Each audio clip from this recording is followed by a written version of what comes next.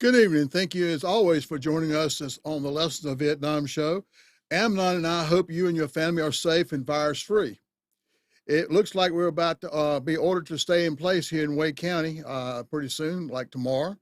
If you're staying home, go online and see some of the previous shows. There's been a wide variety of subjects covered during our run.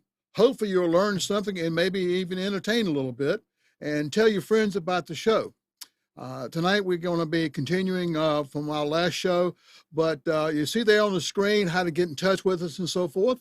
Your host, Bill Dixon, Vietnam 67, 68, during the Tet Offensive.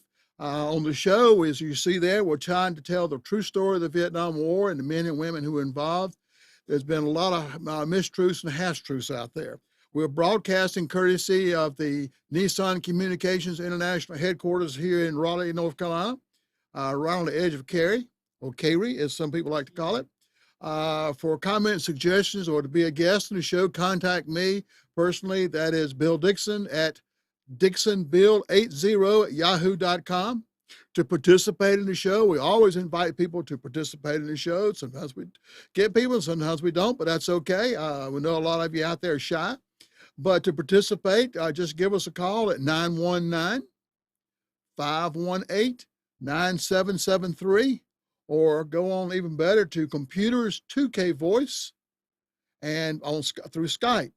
Now, I know you won't ready yet, so I'm going to do it again. Get your pencil and paper right there in front of you, 919-518-9773. Now, the reason I have it written on the screen, because I can't remember it either. So that's the reason I have it written in front of me. So you write it down and have it in front of you. You know, during this time of uncertainty and continuous confusing news, every time I see the news, I get a little bit more confused. There's a lot of stress, especially if you are already struggling with stress. If you're out there and you're a veteran or a veteran's family, call the hotline there and talk to someone. There's someone there willing to talk with you. And also, you guys out there, Vietnam vets or whatever, or anybody out there, call some friends and just say, hey, just want to touch base with you and see that you were feeling good. Make sure that if they need anything. Just before I left home to come over to the studios today, I got a call from my company, just wanted to check on me. So made me feel real good that somebody actually thought about me out there. So you do the same thing out there. If you know someone out there, and all of us got friends. Some of them may not be able to admit it in public, but we all got friends. So give them a call and just say, hey, just want to check on you. Do you need anything? Or, you know, like I got 4 rolls of toilet paper. I'll give you 2 of them if you really need it bad, you know, and all the important things. And going right into the show tonight, the Aircraft of the Vietnam War Part 2. As you can see, some aircraft there we have talked about, are going to talk about. I think we've already talked about all those, but the helicopter up there. So the Bird Dog, that's the Air Force version, and then the plane on the bottom, which I have already forgot what it was, but I can tell you it's an airplane. All right, moving right on to the next slide. The HU-16 Albatross. That was the Grumman HU-16 Albatross. Is a large twin radial engine amphibious flying boat. I guess the idea of the amphibious would make it a boat.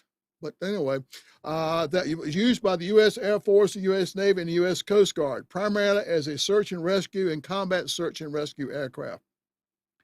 The HU-16B long-wing variant, Albatross, was used by the United States Air Force Aerospace Rescue and Recovery Service and saw extensive combat services during the Vietnam War.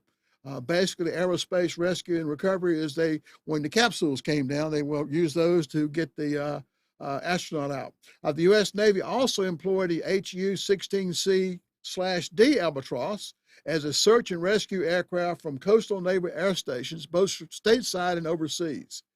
It was also employed as an operational support aircraft. They lost 2 in combat and 2 in non-combat. Now, we talked about before, the non-combat covers a lot of territory. Engine may go out, or the bad guys come in and blow it up, or with rockets or whatever, or it just didn't work, just like your car sometimes. The AC119 Shadow. That's an interesting looking plane, isn't it? It looks kind of like a guppy with 2 tails or 2 fins. The AC119K, designed to hit trucks on the Ho Chi Minh Trail. Included in the conversion was a Doppler navigation radar, forward-looking infrared and side-looking beacon tracking radar, and a search radar. Now that sounds like it's important, but I have no idea. So you out there, I hope some of y'all understand what it's talking about, but it does see out to the sides so nobody can sneak up on it. The armament scheme for aircraft was simpler than that of the AC-130. The AC-119G had a total of 4 GAU-2A miniguns, which fires a whole lot of bullets, on all mounts like those used early on the AC-47s, that we know as the Spookies. Like late model AC-47s, these were soon changed to the purpose-built minigun modules.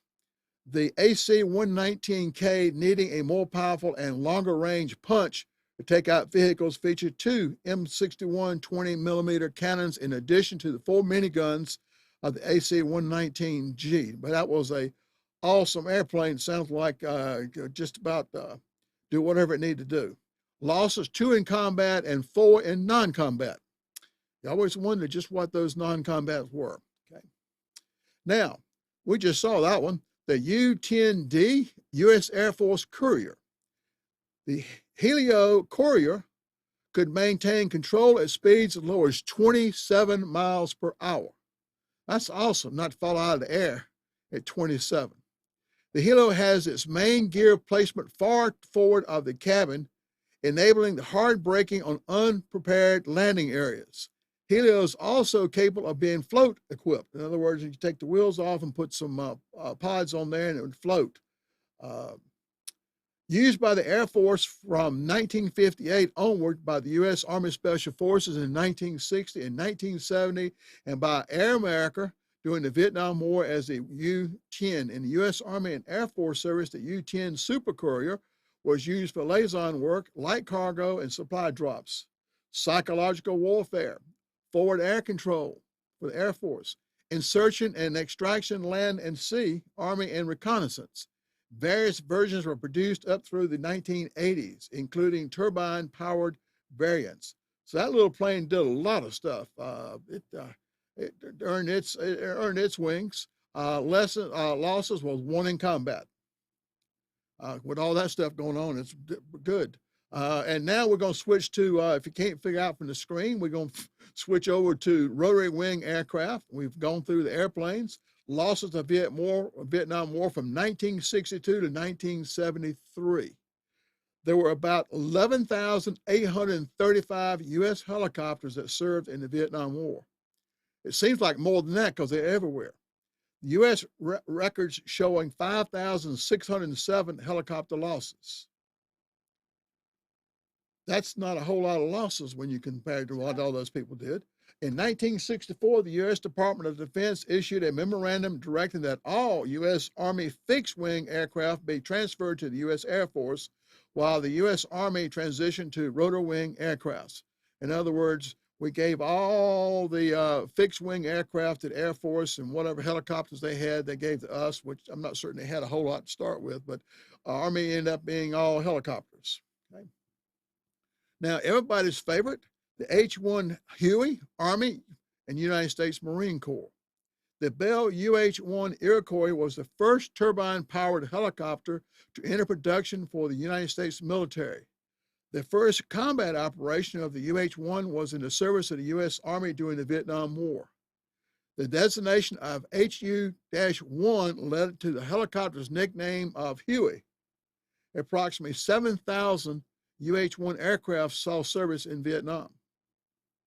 During the service in the Vietnam War, the UH-1 was used for various purposes and various terms for each task abounded. UH-1's tasked with a ground attack or armed escorts were outfitted with rocket launchers, grenade launchers, and machine guns. These gunships, UH-1s, were commonly referred to as frogs or hogs if they carried rockets, and cobras or simply guns if they had guns. UH-1's tasks configured for troop transportation were often called slicks due to the absence of weapon pods. As you see in the picture there, that would be a slick. Slicks did have door gunners, but were generally employed in the troop transport and medevac role. In other words, you can see it didn't have a whole lot of guns and so forth. It'd just be the man in the door, gunman in the door there. Okay. The OH6 Cayuse. I hope I got that pronounced right because we never used that. It was always called the Loach. After the required acronym, LOH, Light Observation Helicopter, which is why it was called the Loach, is a single-engine light helicopter with a four-bladed main rotor used for personnel transport, escort, and attack mission and observation. I tell you right now, folks, it didn't transport a whole lot of personnel. Shortly after production began, the OH6 began to demonstrate what a kind of an impact it would have on the world of helicopters. The OH6 set 23 world records for helicopters in 1966 for speed, endurance, and time to climb. As you can see in the bottom picture there, it was all loaded with the rockets and so forth. And I think that's an observation camera there in the bottom of it. During combat, it was 658 of them lost, 297 to non-combat. Now, from what I understand, some of them were shot down, picked up by a Jolly Green or a flying crane, taking back to repair it and put right back out there. So some of them could have been lost a couple times. The AH1 Cobra. That's an awesome looking mean thing, isn't it? Army United States Marine Corps. The Bell AH1 Cobra is a two-blade rotor single engine attack helicopter manufactured by Bell Helicopter. It was developed using the engine, transmission, and rotor system of the Bell UH1 Iroquois, or the Huey. The AH1 is also referred to as the Huey, Cobra, or Snake. The AH1 was the backbone of the United States Army's attack helicopters fleet, but has been replaced by the AH-64 Apache in Army services. The AH-1 Cobra were used by the Army during the Tet Offensive in 1968 and through to the end of the Vietnam War. Cobras provided fire support for ground forces, escort transports, helicopters, and other roles, including air, rocket, artillery battalions in the 2 airmobile divisions. They also formed hunter-killer teams by pairing with an OH6A scout helicopter, a team feature of the OH6 flying slow and low to find enemy forces. If the OH6 drew fire, the Cobra could strike at them, revealed enemy. That's kind of like the bird dogs on the fixed wing. Cobras chalked up over 1 million operational hours in Vietnam. Cobras chalked up over 1 million operational hours in Vietnam. That's a lot of time to be in combat. The U.S. Marine Corps used AH-1G Cobras in Vietnam for a short time before acquiring the twin-engine AH-1J Cobras. There were 267 of these lost during the Vietnam War. The OH13 Sue. Now that breaks me back to MASH when you're looking at that one. The Bell Model 47 H13 Sue with a crew of 3 was one of the most popular light utility helicopters ever built. The H13 was used for observation, reconnaissance, and the medevac roles as a little carrier in Korea. Okay, that's why we saw it on the TV show in MASH. Now, some of you young folks out there have never seen MASH. I highly recommend. Of course, it's hard to look at television and not see a rerun of MASH out there somewhere because it's everywhere. Anyway, the OH-13 Sue was also saw service during the early days of the Vietnam War before the fielding of the OH-6A Cayuse, which we already talked about, in early 1968. The Sue had a single 2-blade main rotor and a metal 2-bladed tail rotor. The H-13 had a speed of 106 miles per hour. The Sue could be armed with twin M37 30 caliber machine guns on the XM1 armament subsystem or twin M60 7.62 mini machine guns on the M2 armament system. Lost 150 during the Vietnam War. The Chinook, or as we used to call them, the shithooks. The Boeing CH47 Chinook is a twin-engine, tandem, rotor, heavy lift helicopter. The CH47 is among the heaviest lifting Western helicopters. Its name, Chinook, is from the Native American Chinook people of modern-day Washington state. The Chinook possesses several means of loading various cargoes, including multiple doors across the fuselage, a wide loading ramp located at the rear of the fuselage, and a total of 3 external ventral cargo hooks that carry underslung loads capable of a top speed of 196 miles per hour. In Vietnam, the Chinook was used in the placing of artillery batteries in perilous mountain positions. In other words, it would take, as you see there, it would take the 105s and the 175s, lift them up and take them where up on top of a mountain someplace we could never get them up to otherwise, and so forth. The Chinook soon provided to be such an invaluable aircraft for artillery movement and heavy logistics that it was seldom used as an assault troop carrier. The Chinook was used for casualty evacuation and the recovery of other downed aircraft. Plus, it also made a very good target if you're bringing in troops to land in a hot LZ. But, okay. Huh? Oh, I'm sorry. Losses 132. I took a nap right there in the middle of the show, right? Losses during the Vietnam War was 132. The CH46 Sea Knight, United States Marine Corps, known collectively as the Frog, the Sea Knight was used in all U.S. Marine operational environments during the Vietnam War. CH46s transported personnel, evacuated wounded, supplied forward arming and refueling points, performed vertical replenishment, search and rescue, recovered downed aircraft and crews, and other tasks. It just about did everything the Marines would need. I don't remember seeing one, but then I didn't see many Marines where I was. They were a little farther north. During the Vietnam War, the CH-46 was one of the prime U.S. Marine troop transport helicopters in the theater. CH-46 operations were plagued by major technical problems. The engines being prone to foreign object damage from debris being ingested when hovering close to the ground and subsequently suffering a compression stall had a lifespan of as low as 85 flight hours. On 21 July 1966, all CH-46s were grounded until more efficient filters had been fitted. Because I can tell you, during the dry season, and he was getting close to the ground, you probably couldn't even see him from the dust. You just cannot understand how dusty and dirty it was during trying to land, just walking and so forth. I can't imagine that helicopter with the trend coming down. Total losses during the Vietnam War was 109. That's an interesting looking one, isn't it? The OH23 Raven, used by the Army. The OH23D was a purely military version with an O435-23C engine and a more reliable transmission. Most OH23Ds were replaced by the OH23Gs. Now, I throw out a lot of these numbers here, and basically sometimes it ain't a whole lot of change from one helicopter to the other. The most common version of the Raven with a more powerful 6-cylinder horizontal opposed air-cooled 305 horsepower engine. The OH23s could seat 3. The medevac version carried 2 external skids mounted litters on pods. The Raven saw service as a scout during the early part of the Vietnam War before being replaced by the Hughes OH6A Kiowa, which we've already talked about. In early 1968, a Raven piloted by Hugh Thompson, Jr., played a crucial role in curtailing the My Lai massacre.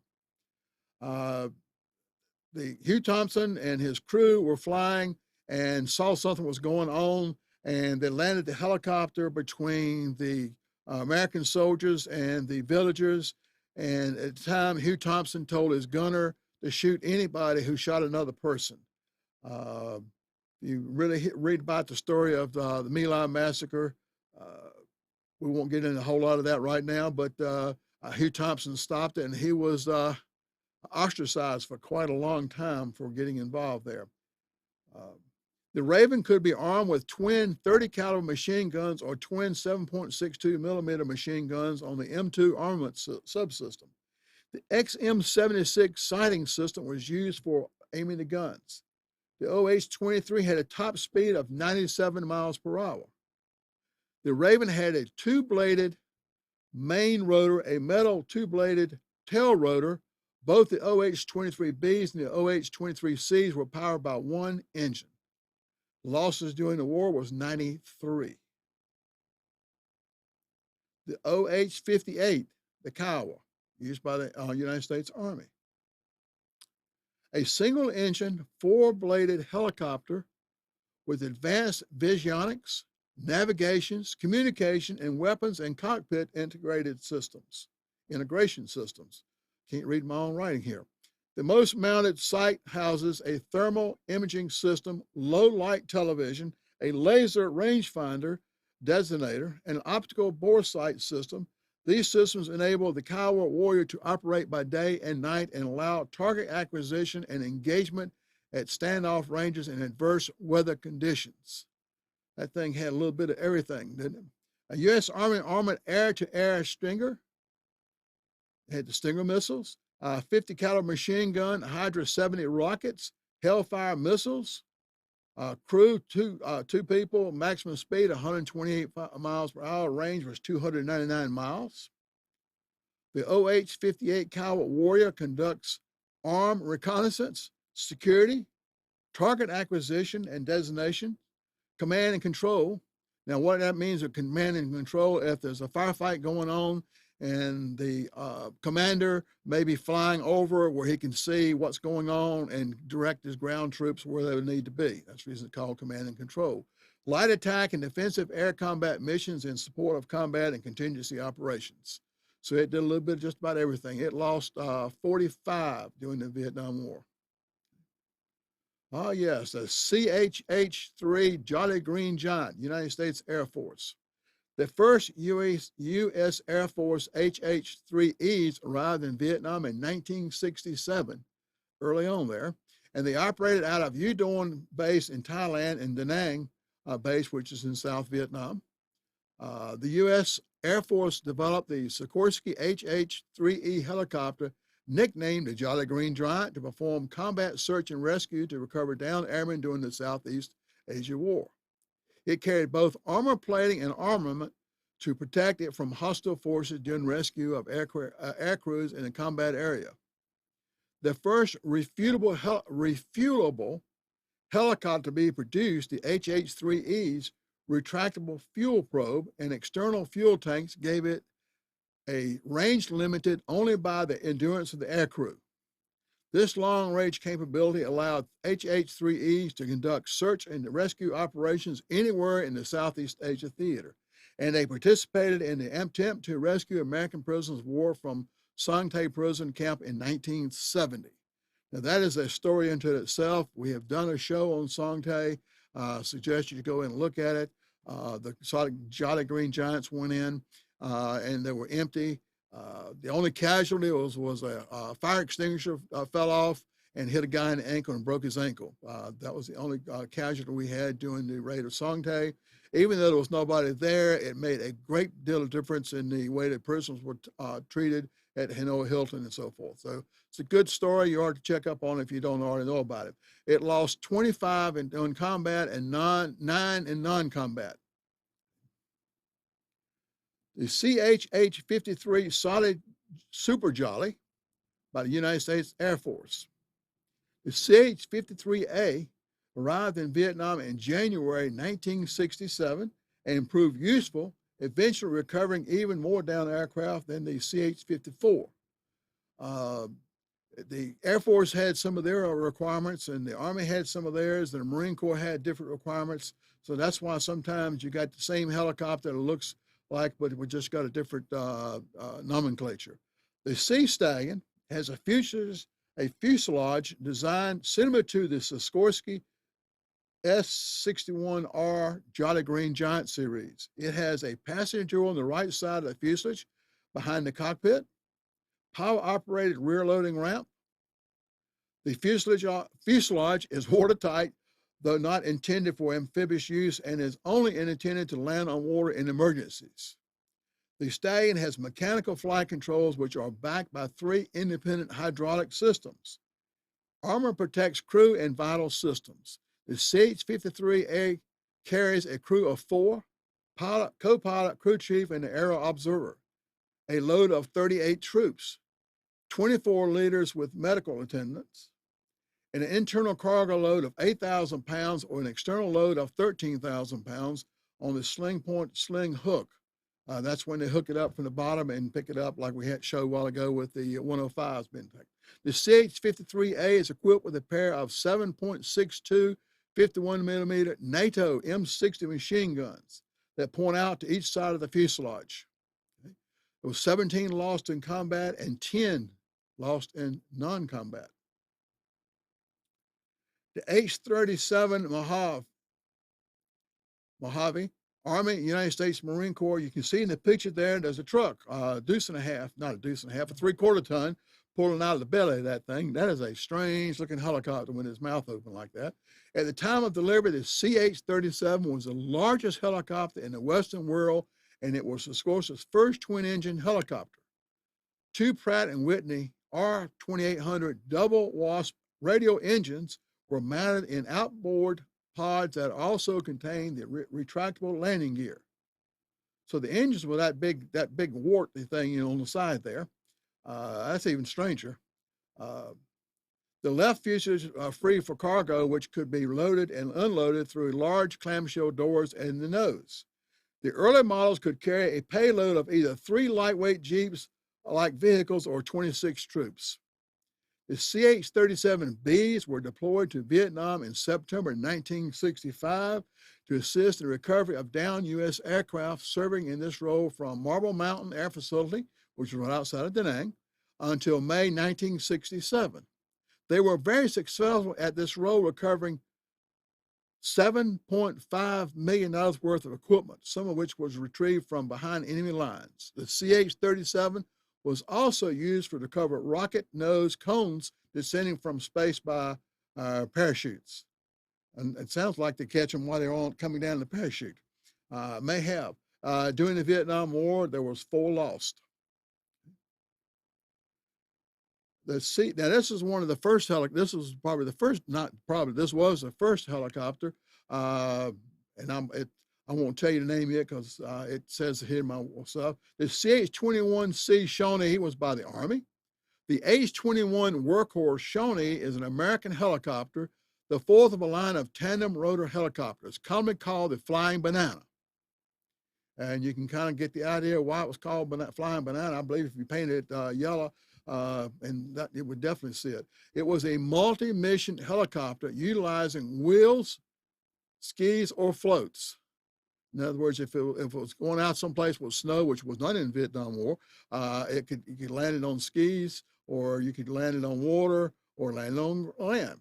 The CH-21C was first deployed to Vietnam in December 1961. Now, that was 1961, with the Army in support of the Army Republic of South Vietnam troops. In Army Aviation Service, the CH-21C Shawnee could be armed with 7.62 millimeter or 12.7 millimeter flexible door guns. Now, when it got to Vietnam in 1961, it was hauling, at that time, we were just an advisor role. So the Flying Bananas were not armed. They would carry the South Vietnamese troops to wherever they needed to be and drop them off, but they could not shoot back at that time. You had to be in a different situation. Relatively slow, the CH-21's unprotected control cables and fuel lines proved vulnerable to the enhanced threat posed by NVA and Vietcong ground forces, which were increasingly well supplied with automatic small arms and heavy AA machine guns. The H-21 was designed for cold weather operations, performed poorly in the hot weather of Vietnam. Despite being capable of carrying 20 passengers, it only carried 9 when operating in Vietnam. In other words, we started the war, and that's all we had to send over there to start with until we got set up, and we turned around and got things moving pretty quick. Losses in Vietnam were 14. I'm surprised it was not more. Only carried 9 troops. Now, I wonder if that was 9 Americans or 9 Vietnamese. There it is, the flying crane, the CH54 Sky Crane, United States Army. And it's picking up a Chinook there. Used in Vietnam for transport and downed aircraft retrieval, it was highly successful. As of 2014, It holds the helicopter record for highest altitude and level flight at 36,000 feet, set in 1971, and fastest climb to 3,000, 6,000, 9,000, 10,000, 20,000, and 30,000 feet. The Sky Crane can hold its cargo up and tighten against its center spine to lessen drag. In other words, it can pull it right on up to right up under the body to lessen the drag and eliminate the pendulum. What you don't want to be is flying along and that thing on the bottom, especially as big as the Chinook there, it's swinging back and forwards. It'd be kind of hard to hold it. It's kind of like be driving a car with a front tire flag, or worse, having a gas truck with no baffles in it. Anyway, as well as, okay, a hovering position. So the helicopter can deploy loads while hovering. In other words, it doesn't have to land and pick it up. It can do it, as you see right there. There were 9 lost during the Vietnam War. Now, the CH53 United States Marine Corps Sea Stallion, and we talked about the Air Force version, I believe. The heavy lifting in tropical climates demanded more power. So the Marine decided to acquire an improved variant of the CH53D with upgraded engines, originally the T64 GE 412, then later the T64 GE 413. The CH53D also included an upgraded transmission to go with more powerful engines and a revised interior to permit loads of 55 troops. Sorry to say 55,000. That would be a lot of troops to get in. 55 troops. The initial flight of the CH53D was on 27 January 1969. The CH53D served alongside the CH53A through the rest of the Vietnam War. A VIP transport version designated VH53D with plush accommodation was used by the Marines for the U.S. presidential flights. The U.S. Navy also acquired CH53D's base helicopter for minesweeping. I'd like to see them how they did that. I guess it was mines in the ocean. I can't imagine them being on the ground. They were designated RH-53D and included minesweeping gear such as a pair of 050 Browning machine guns for the detonating mines. I guess if you fly over and you shoot up an area. If any of you out there were involved with the CH-53 United States Marine Corps Sea Stallion, call in and tell us about it. That looks like an awesome helicopter. It's getting ready to pick up a four-wheel. That looks like a Marine vehicle. Oh yeah, 8-wheel, at least 8-wheel we can see on the other side. There may be even more. But the losses were 9 during the Vietnam War. The CH-3 Sea King. The Sea King performed various roles in missions such as search and rescue, transport, and anti-shipping and airborne early warning operations. Now, anti-shipping would be to stop the sandpans and other stuff that the North Vietnamese were using to get weapons and food and ammunition and whatever they needed down south. Aircraft carriers would typically deploy Sea Kings to operate in a close vicinity of the carrier in order to act as a plane guard, ready to respond to another aircraft that crashed during takeoff or landing. Sometimes those planes would take off the aircraft carrier and the engine would go and they're going straight down like a rock. So they had the helicopters there or someone crashed coming in. Providing a safety margin for other operations and transferring personnel and mail in between vessels was routine. That was important. It is less prestigious duties of the United States Sea King. During the Vietnam War, SH-3s were used to rescue the crews of downed aircraft both at sea and over land. The Sea Kings were regularly tasked with the retrieval operation in hostile territory, were outfitted with self-sealing fuel tanks, machine guns, and armor. In other words, if the bad guy shot the helicopter and it hit the fuel tank, it just sealed itself up. There were 8 lost in combat and 12 lost in non-combat. Kind of reversed the roles there. Now that's a strange looking one, isn't it? The HH43B Pedro. The HH43 Husky was a helicopter with intermeshing rotors. It looks like Husky. Used by the United States Air Force, the United States Navy, and the United States Marine Corps from the 1950s and 1970s. It was primarily used for aircraft firefighting and rescue in the close vicinity of air bases, but was later used as short-range overland search and rescue aircraft during the Vietnam War. Used in the war with several detachments of the Pacific Air Rescue Center, where the aircraft was known by its call sign moniker Pedro. Pedro 4, come in.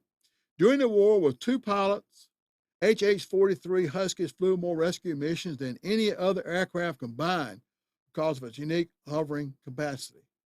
Didn't realize that I'd never seen one before, but I guess if I was need to be rescued, I'd be happy to see it.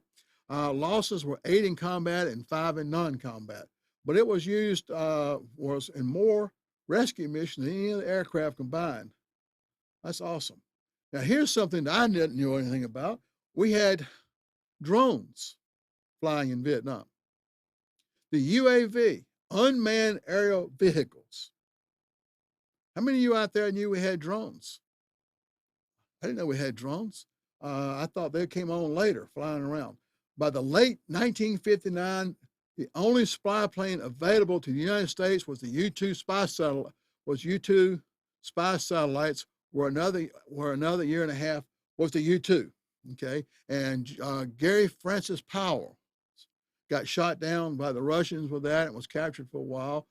Spy satellites were another year and a half away, and the SR-71 Blackbird was still on the drawing board in 1959, and such climate concerns appeared about the negative publicity from the foreseen capture of a U.S. airman on the communist territory.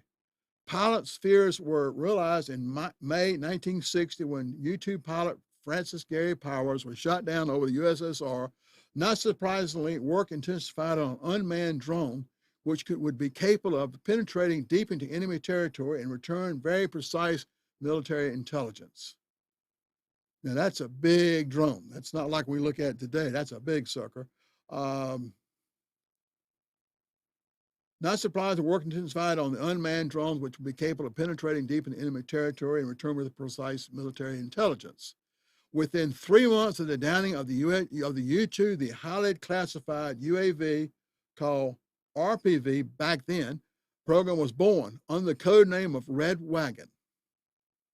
Just after the incident involved the U.S. Navy destroyer USS Maddox and USS Turner Joiner.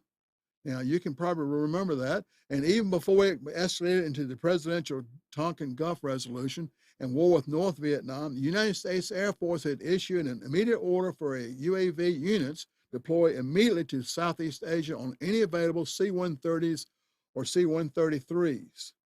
The first drones would be Ryan 147Bs, piggybacked on C-130. After completing their missions, they would be parachuted for recovery near Taiwan. And you can see them on the wings there. Losses were 584. For them, it was still a secret as far as I'm concerned. Now let's talk about the bad guys. The North Vietnamese aircraft losses during the Vietnam War. The first North Vietnamese combat plane was a T-28 Trojan trainer, whose pilot defected from the Royal Lao Air Force. It was utilized from early 1964 by the North Vietnamese as a night fighter. The T-28 was the first North Vietnamese aircraft to shoot down a U.S. aircraft, a C-123, on 15 February 1964. The North Vietnamese Air Force received its first jet fighter aircraft, the MiG-17, in February of 1964. But they were initially stationed at air bases on mainland China, where the pilots were being trained.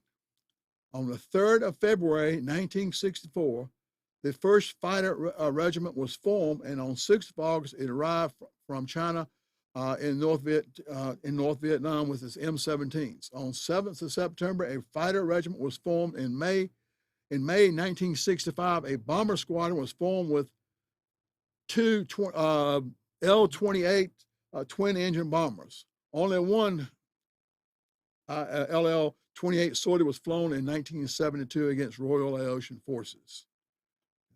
This was the MiG-17. M17s were designed to intercept straight and level flying enemy bombers, not for air-to-air combat or dogfights with other fighters. This subsonic fighter was effective against slower, heavy-loaded U.S. fighter bombers, as well as the mainstay American strategic bomber during the MiG-17 development cycle. In other words, heavy-loaded bombers was what was the mainstay of the American bombers. It was not only, however, able to intercept the new generation of jet bombers, the U.S. Air Force introduction of strategic bombers capable of supersonic dash speeds such as the B-58 Hustler and the FB-111 rendered the MiG-17 obsolete in frontline service, and they were supplanted by supersonic interceptors such as the MiG-21 and the MiG-23. There were losses of 63. Now, I can tell you that you probably never saw a Russian MiG south of the DMZ. They usually stayed up north where they were safe and so forth. But there's a reason, there's another reason for that, which I'm going to tell you a little bit later, but that is a MiG-17, okay? This is the MiG-19, nice and slick looking. Hanoi decided in early 1969 to strengthen its defense by creating a third jet fighter unit, the 925th Fighter Regiment. This would consist of late model MiG-17s and the newly acquired MiG-19s, nearly all of which were from the People's Republic of China, kind of like the virus. The regiment was established, and by April 1969, non-combat rated MG pilots were posted for combat duty. While some of North Vietnam's MiG-17s and all their MiG-21s were supplied by the Soviet Union, the MiG-19s were supplied by the People's Republic of China. The MiG-19's strongest fault was extreme short range. As one U.S. test pilot remarked, after going in a full afterburner at low altitudes for 5 minutes, the MiG driver would be looking for a place to land. This, combined with the aircraft's twin engines, which were difficult to maintain, made the MiG-19 unpopular with North Vietnamese pilots. It looked pretty. Oh, go back to, I didn't tell you how many losses there were. Losses were 8 in combat, okay. The MiG-21 jet fighter was a continuation of the Soviet jet fighters. The MiG-21 was designed for very short ground control interception missions. Now, really important that you get this part I just read, ground control interception missions. It became renowned for this type of mission in the skies over North Vietnam. The first Union by ship in April 1966. After being unloaded and assembled, they were given to North Vietnam's oldest fighter unit, the 921st Fighter Regiment, which had been created on 30 February 1964 as a MiG-17 unit. Because the Vietnam People's Air Force 923s FRs were newer and less experienced, they would continue to operate MiG-17s, while the arrival of the MiG-19s from China in 1969 would create North Vietnam's only MiG-19 unit. The 925th FR was the only MiG unit. On February 3rd, 1972, North Vietnam commissioned their fourth and last fighter regiment created during the War of South Vietnam with the MiG-21 PFM, Popular Forces model, I guess, and there were 60 of those lost during the Vietnam War. Now,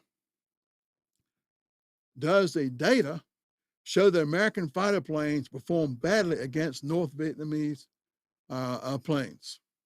This was some information from excerpts from an article in June 2018 in the Vietnam magazine by William A. Sayers. He compared the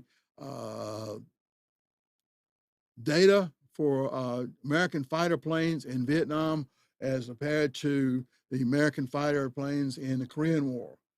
There was not that many aces during the Korean War for America, but as it says here, it's all how you connect the dots. So statistics is an interesting thing. You can almost prove anything you want to by statistics. To give you an example, some years ago when we first started having problems with airplanes, having people carrying bombs on the airplane, this guy traveled a whole lot, and he got to thinking about, what if I get on an airplane that's got a bomb on it? He says, I want to do what I can to keep from having that problem.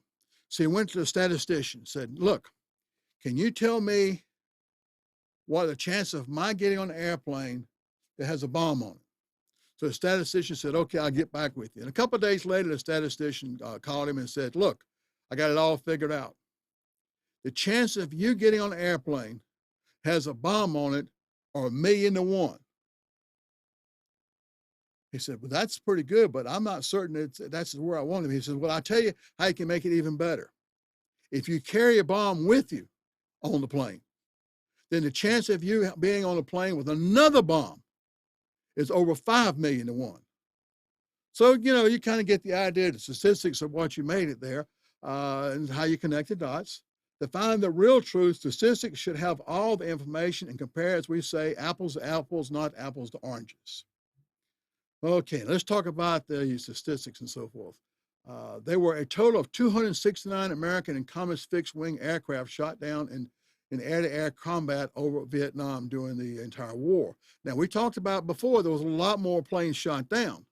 But as you also saw, most of the people, we talked about on the last show, that most of the American fixed-wing planes were shot down by anti-aircraft guns.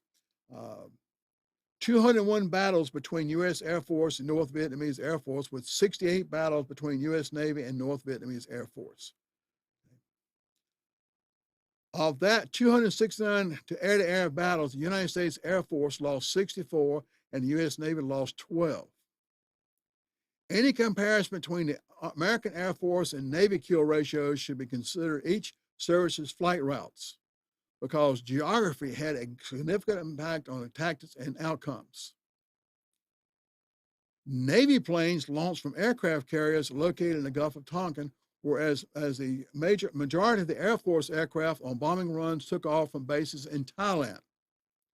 They approached their targets in North Vietnam from the land side, where the Navy come right off the aircraft carriers, right out into the where they were going.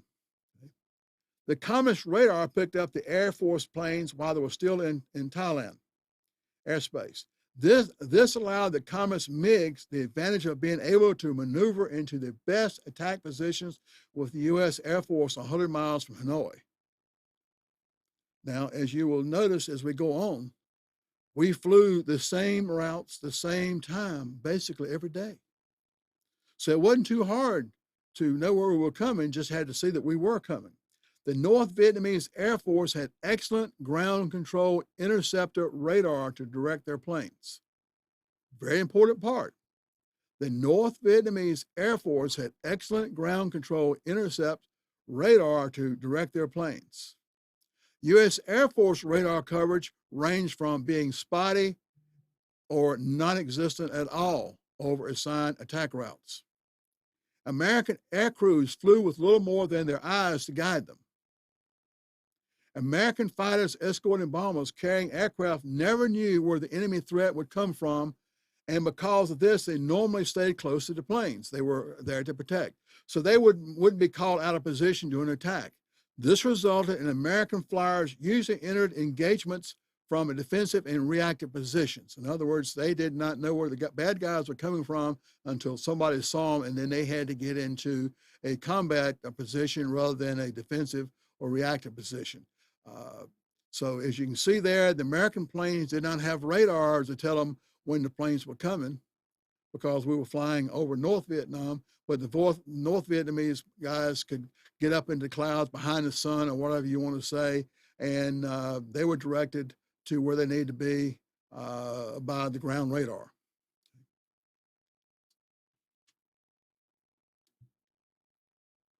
Okay, we didn't change. There we go. The U.S. Navy air operations over North Vietnam were completely covered by radar-equipped ships operating in the Gulf of Tonkin with the code named Red Crown. U.S. naval pilots were mainly assigned targets in coastal areas where they had good radar warning and control for the ships just offshore. This radar warning gave the U.S. Navy pilots the opportunity to take a more aggressive posture than the Air Force. Someone told the Navy where they were. Nobody told the Air Force. After-action reports showed that 65% of Air Force losses were suffered by aircraft fighting from a defensive position. A defensive position required a fighter under attack to reverse positions with the enemy to get a kill, which is a difficult mover to achieve. In the early years of the war, the North Vietnamese Air Force was building an extensive ground radar network while their pilots trained and acquired experience with the MiG-17s. In other words, while they were teaching their pilots to fly the M-17s, they were setting up their radar stations, by the way, which we couldn't bomb until they were operational. During this time, Hanoi would not commit its fighters to combat unless the odds were overwhelmingly in their favor, kind of like the way we fought the Viet Cong. In the period of 1964 to 66, there were 28 communist airplanes lost in combat. The U.S. Air Force kill of the war was 7 July 1965 when 2 MiG-17s attacked 2 F-4C Phantom II fighter bombers. And you can see North Vietnamese pilots started flying MiG-21s and were feeling more confident in meeting American pilots in head-to-head battle, mainly because nobody knew they were there until they started shooting at you.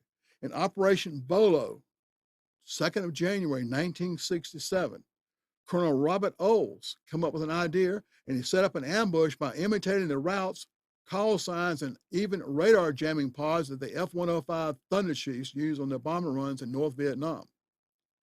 In other words, imitating the routes. That means the routes that they flew every time they flew. Colonel Olds and his 8th Fighter Wings group were actually flying F-4 Phantoms, but they sounded like, and they sent out the call signs of the same people who were flying normally the low and slow bombers. Expecting heavy loaded with bombs, Thunder Chiefs, the North Vietnamese MiG-21s, found themselves in air-to-air combat with lethal F-4 Phantoms. Colonel Olds and his group claimed 7 MiG-21 kills without a single loss of American planes, just by knowing what to do.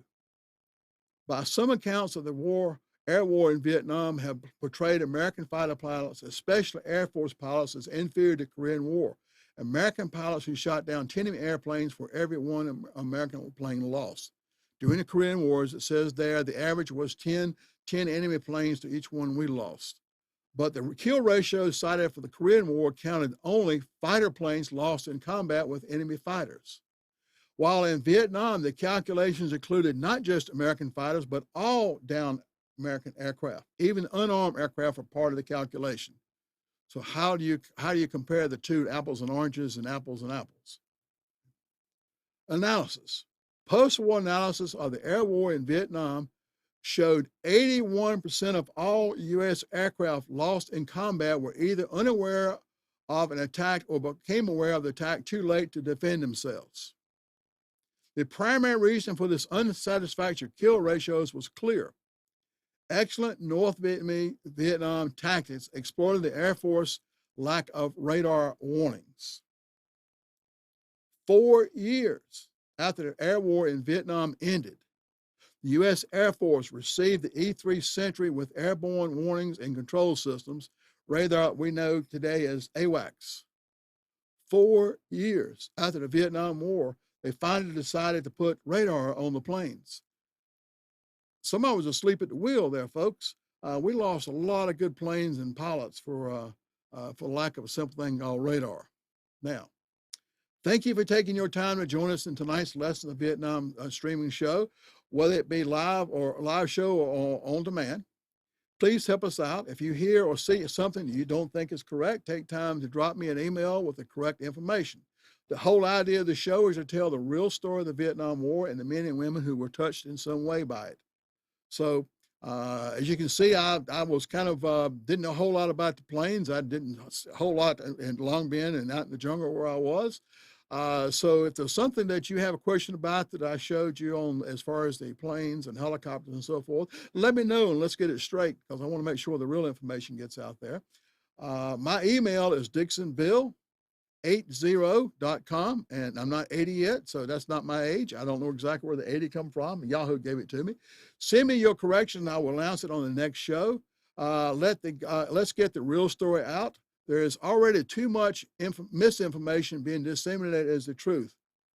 In appreciation, I'm your host, Bill Dixon, and we will don't know exactly how we're going to do our next show in 2 weeks, but we will do a show. I may have to do it via my home because of trying to get here to the studio. Maybe a no-no if they shut everything down. So, but we'll work out unless that there will be a show. There will, right now we plan on, there will be a show of some kind or another out there. So don't be sure and tune in. Tell all your friends about us. Our growth has been just unbelievable recently and so forth. So I appreciate all of you tuning in, that you're tuning in. Tell more. And if you have any questions, this is the time to call in. You got about 2 minutes or so to call in at 919-518-9773.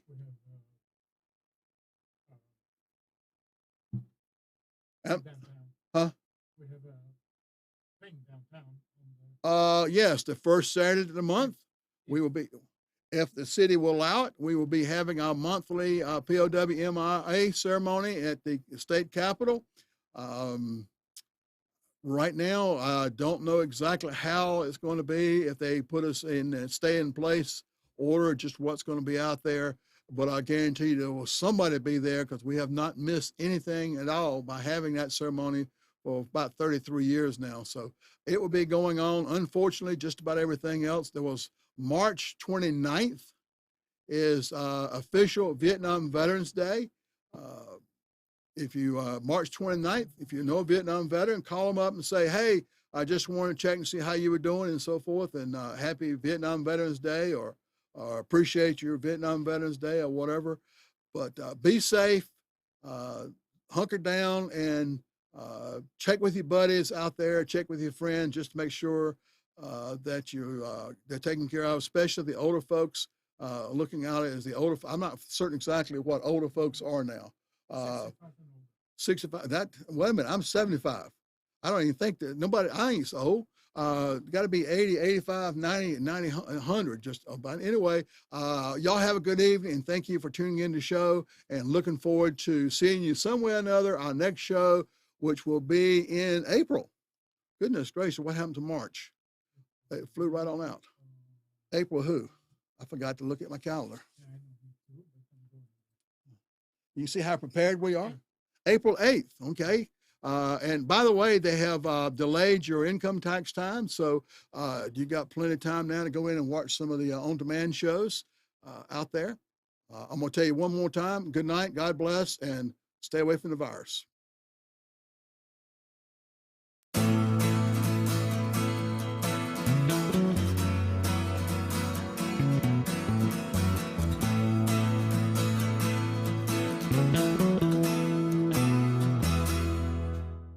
You are tuned to the Nissan Communications Network. If you tuned in too late, you can always watch each program in its entirety or download an MP3 audio file of it in the archives section at nissancommunications.com. Don't forget to subscribe to our YouTube channel, follow us on Twitter, and like us on Facebook. Sponsored by Telestream's Wirecast software, StreamingGear.com, Carolina Apparel, and DeltaForce.net.